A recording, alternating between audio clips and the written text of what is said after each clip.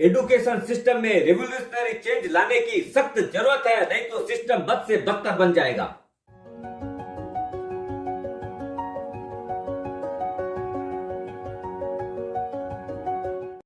सुप्रभात दोस्तों, आप सभी का एसके हेल्थ एंड वेल्थ में स्वागत है। दोस्तों, आज बात करेंगे एक नए सिस्टम की, वो है education system of India. I really hate this system. आप सुन के बहुत शॉक्ड हो गए होंगे, लेकिन रियली इसमें बहुत सारे फ्लॉज हैं, बहुत सारी कमियां हैं, उनका डिस्कस करते हैं।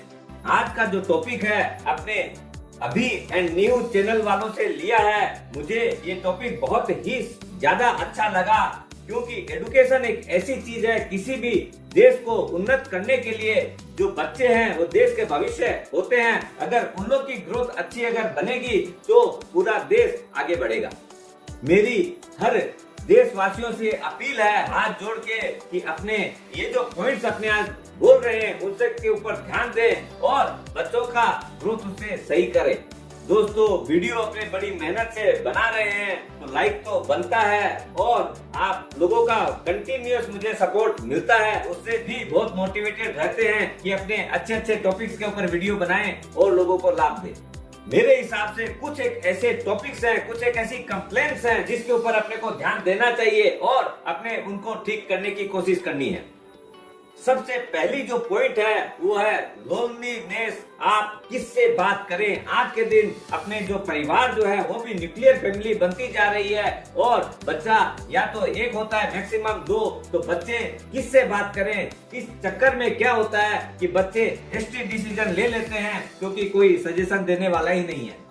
अभी रिसेंट में मैंने जब ये न्यूज सुनी, मैं बहुत ही तकलीफ वाली सिचुएशन में आ गया था। अपने राजस्थान में एक बच्ची क्लास 10 की स्टूडेंट थी, उसने अपना सुसाइड कर लिया, और उसके अंदर जो सुसाइड नोट में लिखा कि भाई मैं इतना कंपटीशन नहीं झेल पा रही हूँ, 90% प्लस मार्क्स स्कोर नहीं कर पाऊंगी, and I quit, I leave this world.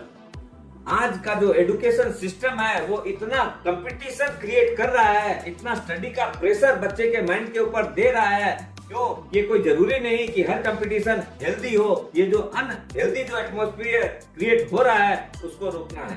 ये जो बोर्ड का एग्जाम रहता है या ऐसे भी जो एग्जाम रहते हैं उसमें रातों की नींद उड़ जाती है बच्चे का, वो इंटरनली इतना ज्यादा मेंटल प्रेशर में रहता है, और स्कूल के अंदर भी जो है वो टीचर्स का भी अपना एक माइंड सेट जो है ऐसा हो रखा है कि वो अपने टॉप जो 10 स्टूडेंट्स हैं उनके ऊपर ही ध्यान देता है, बैलेंस को वो इग्नोर ही कर देते हैं। और एक जो चीज आम तरीके से देखी जाती है, टीचर्स जो है वो अपने जो कुछ एक जो अच्छे स्टूडेंट्स हैं उनको दूसरे स्टूडेंट के साथ कंपेयर करते रहते हैं, उससे भी उनके अंदर बहुत बड़ी हीन भावना क्रिएट होती है, क्योंकि हर बच्चा एक जैसा नहीं हो सकता है। हर आदमी का अपना अपना मेंटल स्ट्रेंथ है, अपनी अपनी नॉलेज पावर है। आजकल इस भाग दौड़ की दुनिया में अगर बच्चा कहीं पेरेंट्स के पास भी जाता है तो वो भी उसको उतना समय नहीं देते हैं, हो सकता है डांट के बिठा देते हैं। हर बच्चे के वेल बीइंग के लिए सारे कार्य होने चाहिए। अपने जो है अपने यहाँ पर एक ओम्बड्समैन पर्सन की नियुक्ति रहनी चाहिए हर स्कूल के अंदर, जो कि इंडिपेंडेंट आदमी हो और बच्चों के साथ काउंसलिंग कर सके और उनको सही रास्ता दिखा सके, करियर के बारे में भी और स्टडी के बारे में भी।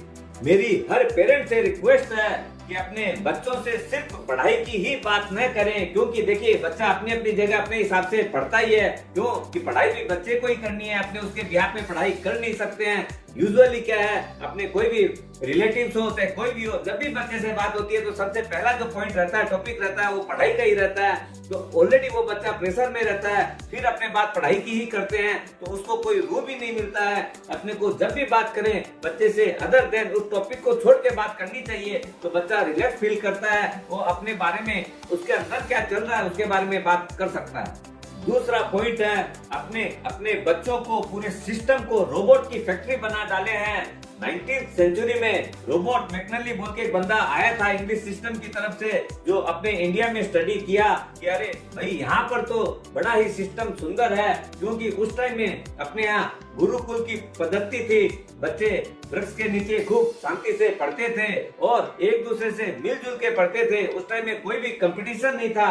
गुरुजी जो चीज पढ़ाते थे उसको वो लोग आपस में भी समझते थे, डिस्कस करते थे और फिर उसी के ऊपर ही गुरुजी से प्रश्न किया करते थे और गुरुजी भी जो प्रश्न करता था उसकी पूरी बात सुनते थे, उसको सॉल्यूशन देते थे और उसको पनिश नहीं करते थे जैसे आजकल हो जाता है। ऐसा नहीं होना चाहिए।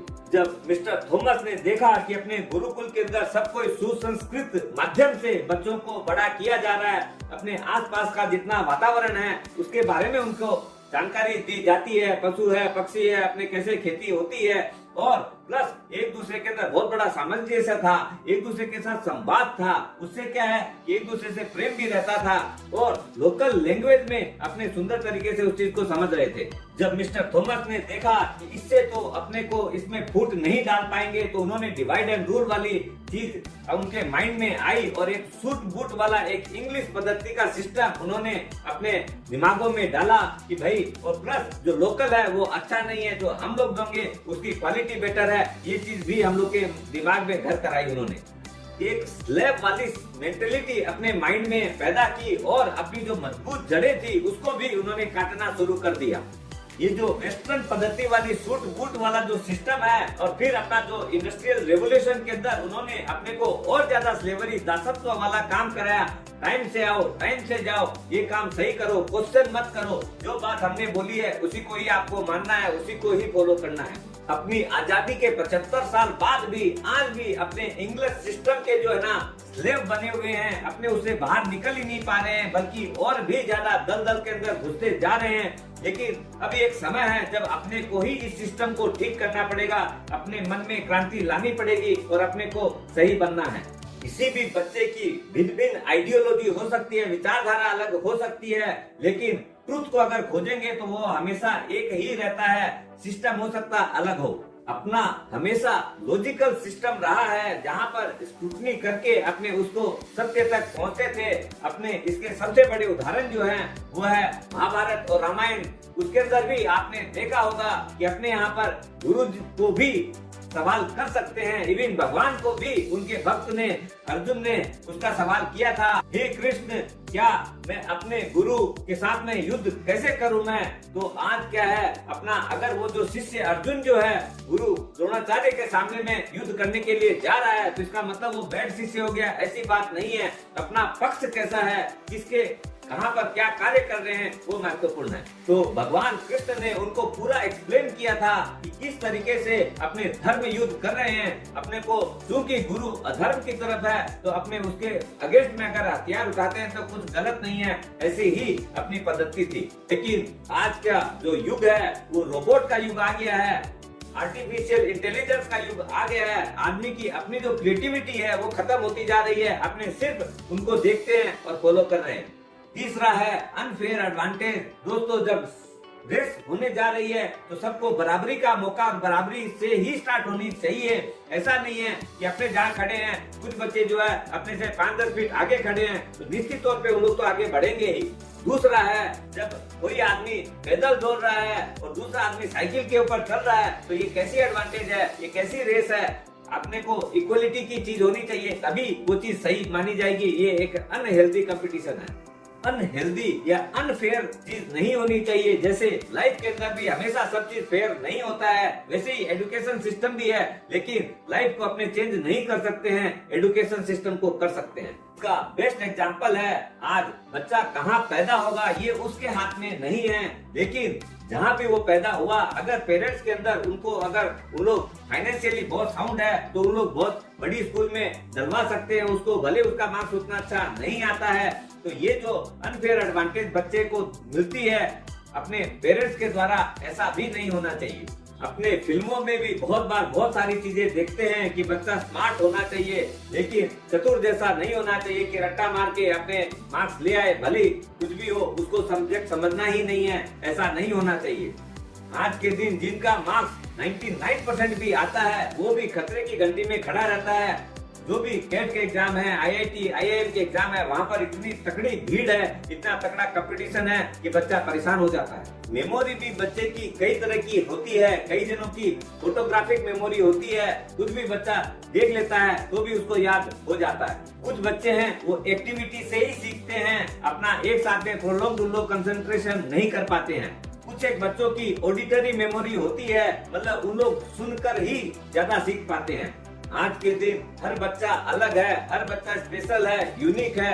आज के दिन अपने स्कूल के अंदर कौन आदमी अब आर्टिस्ट है, म्यूजिशियन है, कौन सा क्या बन सकता है आगे जाके, लेकिन उसकी कोई भी शिक्षा अपने स्कूल में दी नहीं जाती है। अभी गवर्नमेंट न्यू एजुकेशन पॉलिसी ला रही है, तो अपने को अपने जो भी प्रॉब्लम्स हैं, जो भी सुझाव हैं, उनको गवर्नमेंट को एक्सटेंड करने चाहिए। फिर बाद में ये नहीं हो कि अभी तो अपने कार्य करेंगे नहीं और जब मौका मिल रहा है तो उसमें अपने सहयोग नहीं करेंगे और कंप्लेन करते रहते हैं कि ये चीज ऐसे नहीं है, वैसे नहीं है। तो अपने सबको भागीदारी से एक्टिव होकर सजेशन भेजना चाहिए।